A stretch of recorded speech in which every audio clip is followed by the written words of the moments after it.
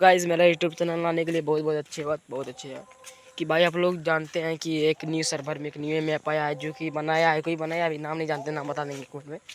तो दोस्तों आप लोग उसका पासवर्ड नहीं जानते डांस का, चलो दिखाते हैं कौन है केस पर। हाँ देखो सामने ही आ जाए, क्या लिखा है पार्टी गेम, चलो इस पर क्लिक करते एक बार। तब तक स्टार्ट मारते हैं, तब तक मेरा चैनल को नहीं है सब्सक्राइब करके लाइक करके जाना।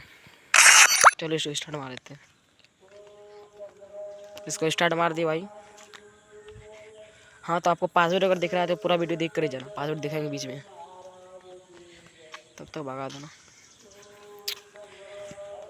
नेटवर्क बहुत स्लो चलता है भाई ना। सब्सक्राइब कर लो मेरा चैनल भाई, फिर से कुछ न्यू वीडियो लाएंगे। Free fire India. चलो